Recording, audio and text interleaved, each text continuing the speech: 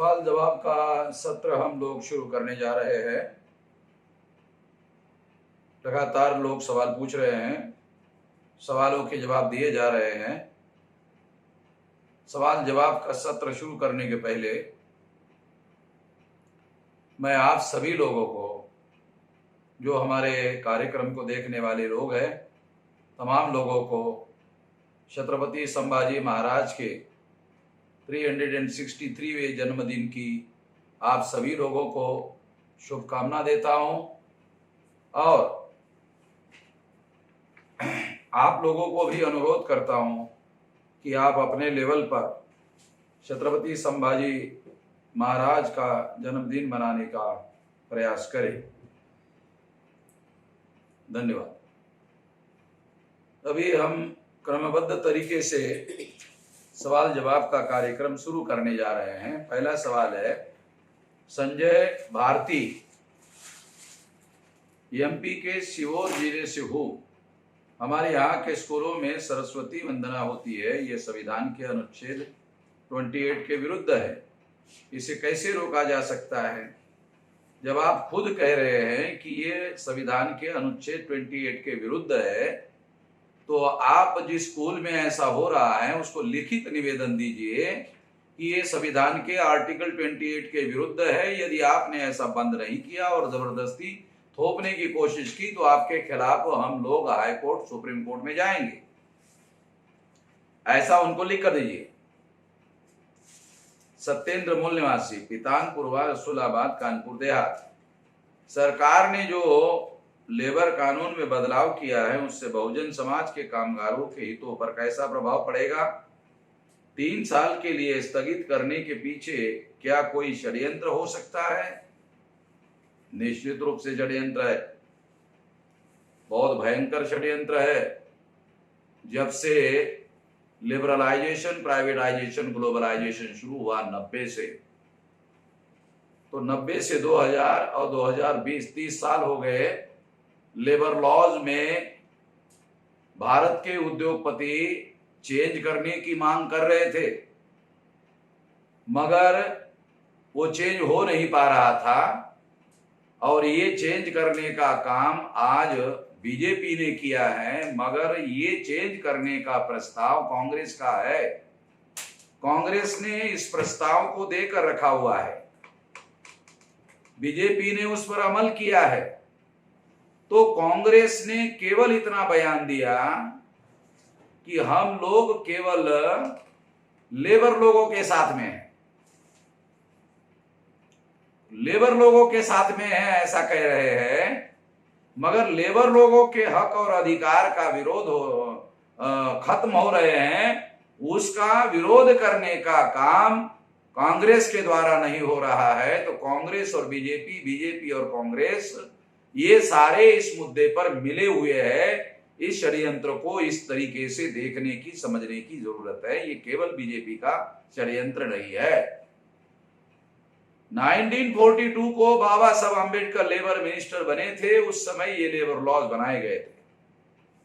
वो तमाम labour laws को खत्म किया जा रहा है, कर दिया गया है, और केवल 3 साल के नाम पर कर दिया गया है। मगर भारत सरकार जिन विदेशी कंपनियों को एग्रीमेंट के तहत भारत में लाएगी, उनके साथ 3 साल का एग्रीमेंट होने वाला नहीं है। वो एग्रीमेंट तो परमानेंट होने वाला है। फिर उसके बाद वो 3 साल का कानून परमानेंट रहेगा, वो केवल 3 साल तक नहीं रहेगा। इन बातों को ध्यान में रखते हुए इसके विरोध में हम लोगों ने जेल भरो आंदोलन 18 तारीख को घोषित किया हुआ है। मगर 18 तारीख को भारत सरकार ने दोबारा लॉकडाउन घोषित किया है। अब ये लॉकडाउन कौन से तारीख तक रहेगा? मैक्सिमम 30 मई तक तो हर हालत में रहेगा, ऐसे कहा जा सकता है। हो सकता है उसके बाद में फर्स्ट वीक ऑफ जून तक भी रह सकता है। तो अगर ऐसा होता है तो 18 तारीख का हमारा जो जेल भरो आंदोलन है वो स्थगित होगा, पोस्टपोन्ड होगा, आगे करेंगे। मगर इसके बदले में हम दूसरा कोई आंदोलन घोषित करेंगे और ये आंदोलन जो घोषित करेंगे वो 18 तारीख को सवेरे 11-12 के दरमियान करेंगे। ये मैं इस मौके पर सवाल जवाब के सत्र के मौके पर इसकी घोषणा करता हूं। तीसरा सवाल है लोकेश गोमेल, यूरेशिया पुस्तक बहुत अच्छी है सर, इस पुस्तक को आम लोगों तक पहुंचाया जाए, इसके लिए क्या करना पड़ेगा? और ओवैसी के पार्टी कार्यकर्ता ने जो रेप किया है उसके लिए आपकी तरफ से क्या राय है? 2 सवाल आपने पूछे हैं लोकेश जी कि यूरेशिया जो पुस्तक लिखी गई है उसमें ये पूरे डॉक्यूमेंट्री एविडेंस के आधार पर, डीएनए के आधार पर और 117 दुनिया के विद्वानों के साइंटिस्ट के आधार पर ये सिद्ध किया है कि ब्राह्मण विदेशी है, यूरेशियन है, भारतीय नहीं है। जैसे अंग्रेज विदेशी थे उसी तरह से ब्राह्मण भी विदेशी है, बल्कि अंग्रेजों से ज्यादा खतरनाक विदेशी है। तो इसका आपको जितना समझ में आया अपने इलाके में टेलीफोन से, वीडियो से जो प्रचार कर सकते हो आप करिए। दूसरा आपका सवाल है ओवैसी के पार्टी के कार्यकर्ता ने जो रेप किया है उसके लिए आपकी क्या राय है? पहली राय तो यह है कि मैं इस बात को नहीं मानता कि ओवैसी ने उस कार्यकर्ता को रेप करने के लिए कहा हो या ओवैसी के पार्टी ने ऐसा करने के लिए कहा हो, ऐसा मैं नहीं मानता। अगर किसी कार्यकर्ता ने रेप किया है तो उसने कानून का उल्लंघन किया है। वो मुसलमान हो सकता है, एससी एसटी ओबीसी हो सकता है, ब्राह्मण क्षत्रिय वैश्य हो सकता है, कोई भी जाति का हो सकता है। कानून के अनुसार उसके साथ व्यवहार किया जाना चाहिए, उसको पकड़ना चाहिए और कोर्ट ऑफ लॉ में उस पर केस दायर किया जाना चाहिए, केस लड़ाया जाना चाहिए और हर संभव उसके ऊपर केस चलाकर जेल में भेजने की पूरी व्यवस्था करनी चाहिए। क्रिस्टीना वेफॉन, why you don't talk about biometric data in your Aadhaar card? Is it not a bad for our safety? निश्चित रूप से ये तमाम भारतीय लोगों के सेफ्टी के लिए, सुरक्षा के लिए खतरा है। इस पर हमने सारे देश भर में संगठन के द्वारा अभियान चलाया था, वामसेफ के द्वारा। हम इसके विरोध में हैं और ये जो बायोमेट्रिक डाटा है इसके हम शुरू से विरोध में हैं, अभी भी विरोध में हैं, आगे भी विरोध में रहेंगे और इसको आने वाले समय में जो देशव्यापी आंदोलन होगा उस आंदोलन में भी इस मुद्दे को शामिल करेंगे। मेवालाल सर, वामसेफ में जय भीम का नारा बोला जाता है कि नहीं? मैंने सिर्फ जय मूल्यवासी सुनता हूं। मेवालाल जी, जय भीम एक अभिवादन है। बाबा साहब आंबेडकर को मानने वाले जो लोग हैं वो आपस में जब मिलते हैं तो मिलने के दौरान अभिवादन में जय भीम कहते हैं। पहले वो राम राम करते थे, अभी वो जय भीम करते हैं, अच्छी बात है। मगर जो बाबा साहब आंबेडकर को मानते नहीं हैं, ऐसे बहुत सारे एससी एसटी ओबीसी के लोग हैं, उन लोगों को ध्यान में रखते हुए हमने एक स्लोगन दिया है। वो राष्ट्रवादी स्लोगन है, ये अभिवादन नहीं है, राष्ट्रवादी स्लोगन है। वो स्लोगन है जय मूल निवासी। जब एक मूल निवासी दूसरे मूल निवासी से मिलता है तो कहता है तुम मूल निवासी हो, मैं तुम्हारी जय कहता हूं, तुम्हारी विजय हो। तो दूसरा मूल निवासी उसको जवाब देता है कि जब तुम मेरे विजय की कामना करते हो तो मैं भी तुम्हें जय मूल निवासी कहता हूं, तुम्हारी भी जय हो। ये एक स्लोगन है जो मूल निवासियों के बीच में भारत में लोकप्रिय किया जा रहा है। एक राष्ट्रवादी स्लोगन है जो इस देश के मूल निवासी है उसके लिए है ब्राह्मण कभी भी जय मूल निवासी का नारा नहीं देने वाला है। Arshad Khan, my question is, why don't you campaign your ideas among SC, ST, OBC? Arshad Khan जी, आप बहुत ही नए नए लगते हो।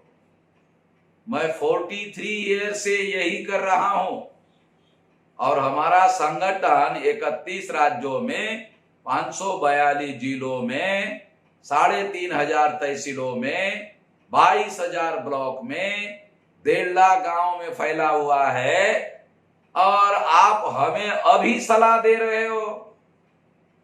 जो आंदोलन इतना बड़ा हमने निर्माण किया है, उस आंदोलन को क्या बगैर आइडियाज का प्रचार करके ही किया है? निश्चित रूप से आइडियाज का प्रचार करके ही इतना बड़ा आंदोलन किया जा सकता है। आप देख क्या रहे हो? आप भी जुड़ जाइए। अनवर खान, सरकारी कर्मचारियों का डीए और सैलरी काटी जा रही है, इस बारे में आपका क्या कहना है? अभी सरकार के फाइनेंस मिनिस्ट्री ने यह घोषित किया कि ऐसा कुछ नहीं किया जा रहा है। अजय बोध, Yadav people talk like some blind devotees, sir. How do you think about it? आपने ये बताया नहीं कि वो किसके डिवोटी बनकर ऐसा कर रहे हैं, किसके भक्त बनकर कर रहे हैं। ये आप स्पष्ट करिए, उसके बाद हम इसका जवाब देंगे।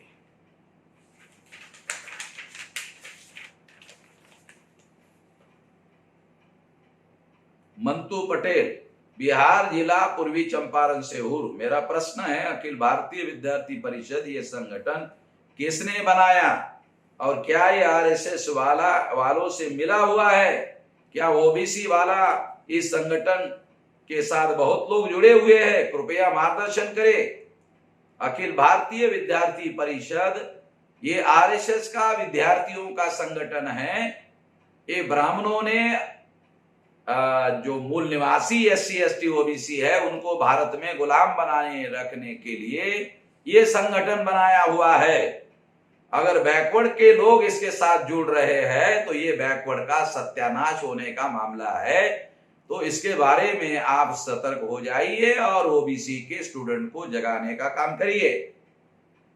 डॉक्टर जाकिर शेख, सर जो लोग बिना एग्जाम दिए अधिकारी हो रहे हैं, इससे बहुजन नौकरी से वंचित होंगे। आपकी क्या राय? निश्चित रूप से वंचित होंगे, हम इसके विरोध में। मनी चासिया, आपके माध्यम से थोड़ा ये सब्जेक्ट पर भी ध्यान दे, मुद्दा उठावे, विचार करें। जय संविधान। आपसे रिक्वेस्ट है कि इतने बड़े लोगों का कर्जा माफ हो रहा है तो जो सिविल डिफॉल्टर है उसका भी कर्जा माफ होना चाहिए। इससे जो हमारे समाज के मध्यम लोग गलती सुधार के नया स्टार्टअप लोन है वो ले सके, जो आपकी कड़ी मेहनत और विश्व गुरु बनने की सोच से दिया जा रहा है, मेक इन इंडिया, उसका लाभ ले सके। ब्याजखोरी खत्म हो, एससी एसटी ओबीसी ओपन सभी कैटेगरी को इसका लाभ मिलना चाहिए। सब जानबूझकर डिफॉल्टर नहीं हुए हैं, कहीं कुछ तकलीफ हो तो जरूर है, सब हैरान है, कृपया इसे ध्यान में लाए। राजा वो होता है जो देश की सब जनता का सोचे, उनका गलती सुधारने की कोशिश करे। सिविल रिपोर्ट के नाम पे भी बहुत बड़ा कारोबार चलता है, आपसे निवेदन है इस पर ध्यान दें।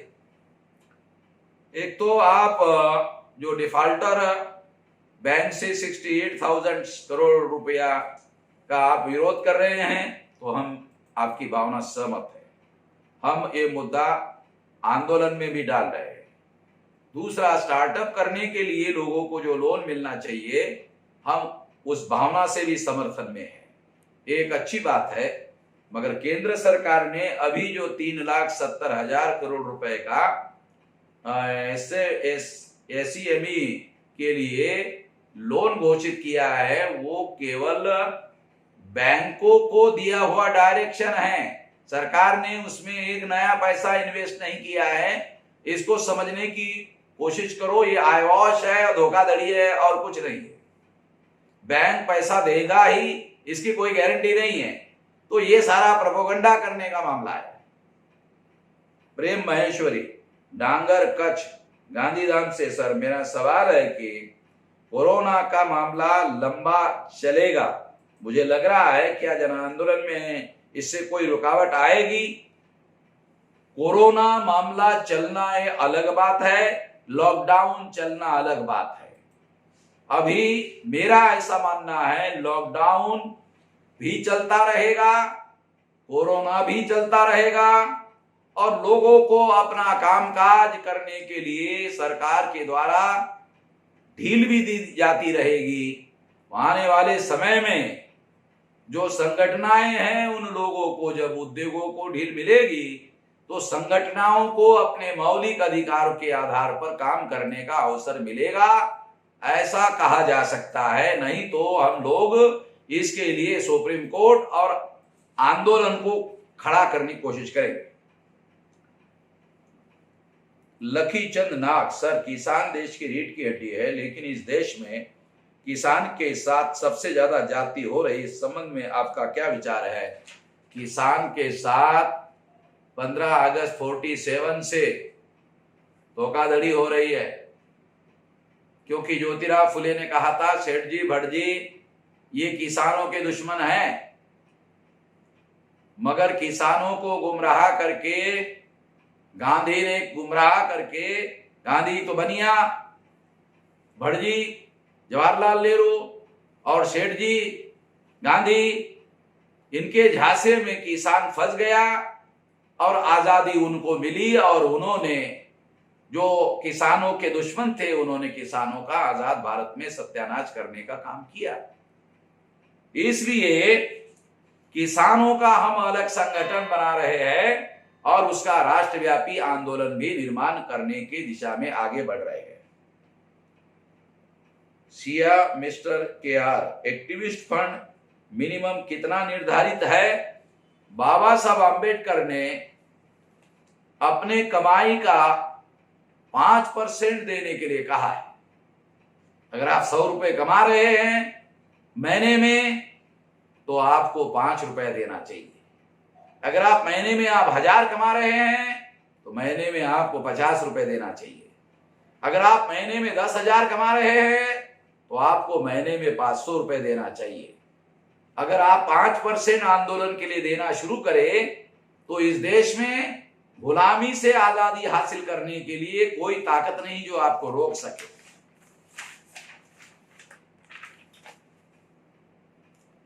किशन पाल सिंह, क्या भारत के मंत्रियों को संवैधानिक पद पर बैठकर पब्लिकली वेद शास्त्रों की बात करने की संवैधानिक इजाजत है? किसी भी मंत्री को जिसने संविधान की शपथ ली किसी एक धर्म विशेष को प्रोपोगेट करने का, पब्लिसिटी करने का या प्रचार करने का अधिकार नहीं है। अगर ऐसा कोई सबूत आपके पास में है तो इसके विरोध में कोर्ट में जाया जा सकता है। चंद्रशेखर दास, बहुजन क्रांति मोर्चा पटना बिहार, बीजेपी सरकार ने कोरोना के खेल में 4 ब्राह्मणों को बिना IAS परीक्षा केंद्र में सचिव पद पर नियुक्त कर दिया है। क्या यह संवैधानिक व्यवस्था के तहत किया गया है? हम नहीं मानते ये संवैधानिक पद है, मगर ये बहुमत के आधार पर किया जा रहा है और ये मूल निवासी लोगों के विरोध में है। इस बात को हम आने वाले समय में आंदोलन में मुद्दा बनाएंगे। निर्था नायक, सर मैं state Odisha district Nuapada block Sinapali Khariar, मेरा सवाल ये है सर आपके स्पीच यूट्यूब पर अवेलेबल है, क्या आपके स्पीच बड़े पर्दे पर हर गांव में दिखा सकते हैं हमारे समाज की जागृति के लिए? स्थानिक बांग से भारत मुक्ति मोर्चा के कार्यकर्ताओं के साथ मिलजुल कर आप ऐसा कर सकते हैं। रमेश बोरवा, भारत में यदि किसी न्यायाधीश के संबंध में भ्रष्टाचार या भेदभाव की शिकायत करते हैं तो शिकायतकर्ता को कार्रवाई अथवा जांच की कोई जानकारी नहीं दी जाती। भारत में ऐसा कोई नियम या संस्था नहीं है जो न्यायाधीशों के भ्रष्टाचार पर कार्रवाई कर सके। यदि है तो कृपया विस्तार से इसकी जानकारी दे। संविधान निर्माता बाबा साहब आम्बेडकर ने संसद को न्यायाधीशों के भ्रष्टाचार की इंक्वायरी करने का अधिकार दिया है। एडवोकेट BM सिंह, जिला अध्यक्ष IALA जिला मेरठ उत्तर प्रदेश, सर जी, मेरा सवाल यह है कि ब्राह्मणों ने किस सन में हिंदू धर्म का प्रोपेगेंडा चलाकर ओबीसी को मूर्ख बनाने का कार्य शुरू किया? कृपया आप मार्गदर्शन करिए। जब 1922 को ब्राह्मणों ने महाराष्ट्र के नासिक में बैठकर, गोदावरी नदी के किनारे में बैठकर हिंदू महासभा नाम का संगठन बनाया, तब से उन लोगों ने ओबीसी को मूर्ख बनाने का कार्यक्रम शुरू किया। मगर ये सबसे बड़े पैमाने पर जब मंडल कमीशन आया और राम जन्मभूमि बाबरी मस्जिद का मामला शुरू किया, तब से सबसे ज्यादा बड़े पैमाने पर ओबीसी को गधा बनाने का कार्यक्रम किया। इसको समझने की जरूरत है। हितेश सोया गुजरात से, सर आर्य ब्राह्मण की बजाय हम सिर्फ यूरेशियन शब्द उपयोग करते हैं, तो आर्य और यूरेशियन में भिन्नता, अंतर क्या है? जिन ब्राह्मणों को पहले आर्य कहा जाता था उसका कोई डॉक्यूमेंट्री या वैज्ञानिक सबूत नहीं था। अब डीएनए के आधार पर यह सिद्ध हो गया कि जिन ब्राह्मणों को आर्य कहा जाता था वो आर्य नहीं थे, डीएनए के अनुसार वो यूरेशियन थे। इसलिए अब भविष्य में ब्राह्मणों को आर्य कहना गलत है, उनको यूरेशियन कहा जाना चाहिए। जैसे अंग्रेज इंग्लैंड से भारत में आए थे, वैसे ही यूरेशिया से ब्राह्मण भारत में आए हैं। और इन ब्राह्मणों को जो भारत में आए हैं, डीएनए के अनुसार ये सिद्ध किया गया है कि ये यूरेशिया से भारत में आए हुए विदेशी लोग हैं और अंग्रेजों से ज्यादा खतरनाक लोग हैं। सर, हमें फील्ड में एक सवाल आता है कि हम लोग ब्राह्मणों का विरोध करते हैं, पर बाबा साहब ने तो ब्राह्मणी से शादी की थी, तो ये बात कंट्रोवर्शियल नहीं है। बाबा साहब अम्बेडकर ने जो डायबिटिक के एक्सट्रीम बीमार थे, उनको डायबिटिक बीमारी में इंसुलिन लेना पड़ता था, इसके लिए एक डॉक्टर लेडी की जरूरत थी, इसलिए शादी किया।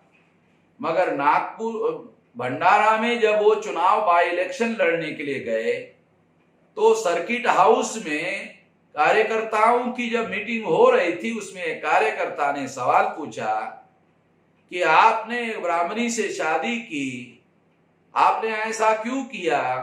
तो बाबा साहब अम्बेडकर ने उसको जवाब दिया कि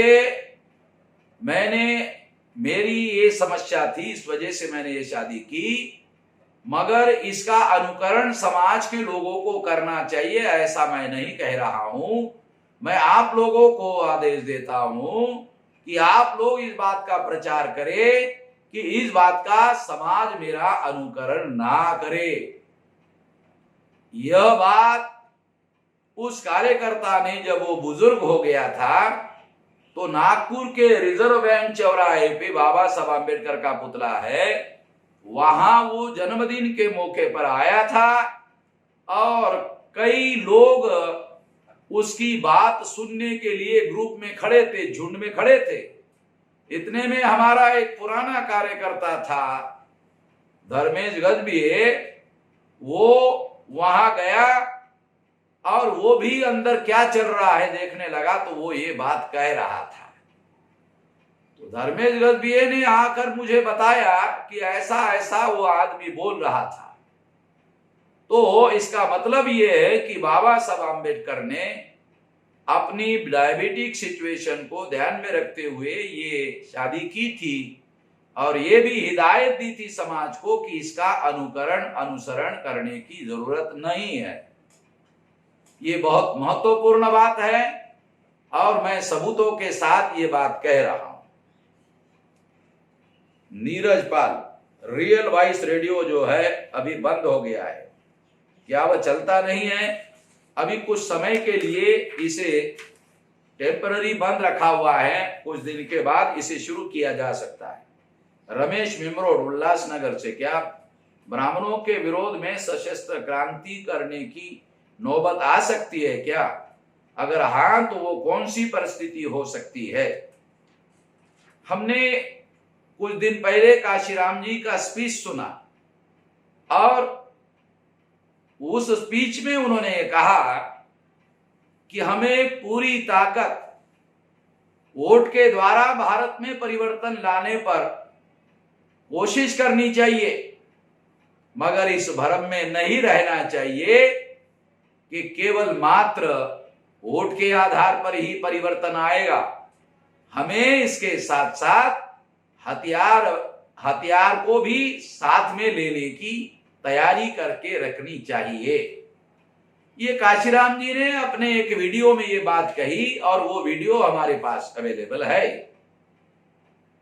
चंद्रकांत नागावकर, महाराष्ट्र में जिला परिषद के 4000 से ज्यादा सरकारी स्कूल पट संख्या के कारण बंद करने का निर्णय लिया है, तो फिर यह सरकारी स्कूल चालू करने के पीछे तब क्या मकसद था? अब बंद करने के पीछे क्या मकसद है, ये तो सरकार को पूछना चाहिए। मगर ये प्राइवेटाइजेशन का मामला है और सारे देश में सरकार पर ब्राह्मणों का कब्जा है और ब्राह्मण मूल निवासी बहुजनों को शिक्षित नहीं करना चाहते हैं। ये उस षड्यंत्र का हिस्सा है। गुजरात के भाजपा मंत्री ने 2017 में वोट की हेराफेरी कर बहुमत सिद्ध किया था। यह बात सबूतों के आधार पर गुजरात हाईकोर्ट ने मानकर चुनाव खारिज किया है। तो क्या गुजरात के उसी भाजपा मंत्री पे धोखेबाजी की कार्रवाई हो सकती है और उसके कार्यकाल में उन्होंने लिए निर्णय या आदेश अब कानूनी माना जा सकता है? अभी पता चला है कि ऐसा निर्णय हुआ है और यह भी पता चला है कि वो इस निर्णय के विरोध में सुप्रीम कोर्ट में अपील करने जा रहे हैं। तो जब तक सुप्रीम कोर्ट का अपील का निर्णय नहीं आता है तब तक इसके बारे में अभी हम लोग निश्चित रूप से कुछ नहीं कह सकते।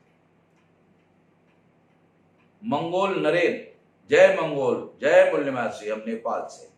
भारत और नेपाल बीच हिंदू ब्राह्मण के गुप्त समझौते पर बॉर्डर पर सीमा कब्जा हुआ है। नेपाल की जमीन छीनी गई है। बामसेफ की कैसी विचार है? एक अच्छे पड़ोसी होने के नाते कैसे संबंध बेहतर और मजबूत हो सकते हैं? नेपाल के मूल निवासियों को भारत के मूल निवासियों की तरह ब्राह्मणों ने गुलाम बनाया है। हम लोग ब्राह्मणों के गुलामी से आजादी का आंदोलन चला रहे हैं।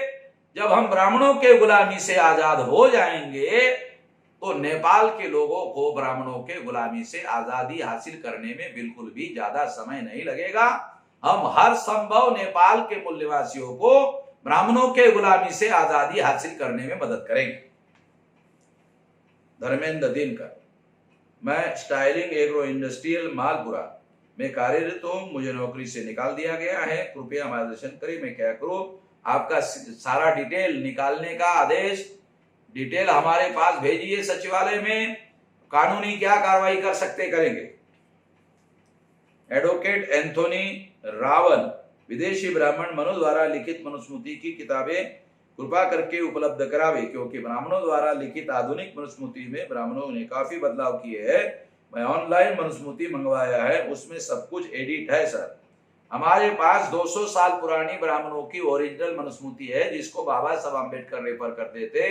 वो कॉपी हमने ऑस्ट्रेलिया से लाई हुई है, उसमें सारे सबूत है। वो कॉपी आपको कैसे दी जा सकती है उसके बारे में सचिवालय को लिखकर भेजिए। पवन गर्डे, मानव अधिकार का हनन हो रहा है तो क्या मोदी और बीजेपी सरकार पे मुकदमा दर्ज कर सकते हैं? निश्चित रूप से कर सकते हैं, सबूतों के आधार पर। पुष्पेंद्र भोगिनीपुर, भारतीय विद्यार्थी मोर्चा, जिला यूनिट कानपुर देहात। जब विश्व के किसी भी देश में ईवीएम से चुनाव नहीं होता है तो फिर भारत में जबरन क्यों थोपी जा रही है? ऐसा क्या कारण है? ईवीएम भारत में बैन नहीं हो पा रही है। 3%, 3.5% ब्राह्मण हैं। ईमानदारी से चुनाव हो तो ब्राह्मणों का साम्राज्य खत्म हो सकता है। इस बात को ध्यान में रखते हुए उन्होंने ईवीएम भारत में लाया हुआ है। कांग्रेस और बीजेपी कांग्रेस और जो कम से कम 5 नेशनल लेवल की पार्टियां है, केवल 5 ही नेशनल लेवल की पार्टियां है और सारी की सारी ब्राह्मणों की पार्टियां है। तो अब ये सारे आपस में मिले हुए हैं। इसके विरोध में मूल निवासियों का राष्ट्रव्यापी आंदोलन होना जरूरी है। आने वाले समय में भारत बंद में इस मुद्दे को शामिल कर लिया जाएगा। हितेश कुमार, संबल, मेरा सवाल है कि जो स्टेटमेंट अनुराग ठाकुर ने दिया था कि गोली मारो गद्दारों को, किन गद्दारों को मारने की बात की, उन्होंने उस केस में कोई सुनवाई हुई है या नहीं हुई है? पता चला है कि ये केस कोर्ट में चल रहा है। अब इसके बारे में कोई डेवलपमेंट की जानकारी हमारे पास नहीं है, जानकारी करके बताएंगे। श्री जी सर, मेरा सवाल है कि जो SC ST OBC के ऊपर जो जुल्म हो रहा है उसका केस पुलिस थाना में दर्ज नहीं हो पा रहा है, इसका क्या हल है? हमारे पास लिख कर भेजिए। पुलिस वाला कैसे FIR नहीं नोंद करता है देखते हैं, और अगर नोंद नहीं किया उसी के ऊपर FIR कर देते हैं। रूपाली सोमकोर नागपुर से, सर नागपुर रेलवे स्टेशन पे 250 सफाई कर्मचारी जो को बिना कुछ बताए अचानक नौकरी से निकाल दिया गया। यह मानवीय सरकारी नीति है, इसलिए हम क्या कर सकते हैं? पूरा डॉक्यूमेंट्री एविडेंस से लिखकर भेजिए, कानूनी कार्रवाई करेंगे। तुषार सरवदे, क्या आने वाले समय में महाराष्ट्र की अम्बेडकरवादी वोट बैंक है, शरद पवार के पास आकर्षित होने के लिए शरद पवार प्रयास कर सकते हैं? अगर वो वोट बैंक शरद पवार के पास जाता है तो क्या NCP और कांग्रेस को अम्बेडकरवादी लोगों के वोट का फायदा होगा? अगर होता है तो मानसिक इसे किस प्रकार से देखते हैं? इसमें 2-3 बातें हैं। हर राजनीतिक दल को, किसी भी वर्ग को, किसी भी समूह को अपने तरफ आकर्षित करने का संवैधानिक अधिकार है। और जो अम्बेडकरवादी लोग हैं वो लोग भी अपने लोगों को साथ में लेकर और दूसरे लोगों को साथ में लेकर अपनी पार्टी भी बड़े पैमाने पर चलाने का अधिकार है। आने वाले समय में निश्चित रूप से जो अम्बेडकरवादी लोग हैं, फुले शाह अम्बेडकर की विचारधारा को लेकर आगे चलने वाले लोग हैं, उनके लिए बहुत बड़ा भविष्य है, ऐसा मैं निश्चित मानता। लगभग सारे सवालों के जवाब दिए जा चुके हैं। आप लोगों ने ध्यानपूर्वक सवालों के जवाब सुने होंगे, इसके लिए आप सभी का धन्यवाद करते हुए अपनी बात यहीं पर समाप्त करता हूं।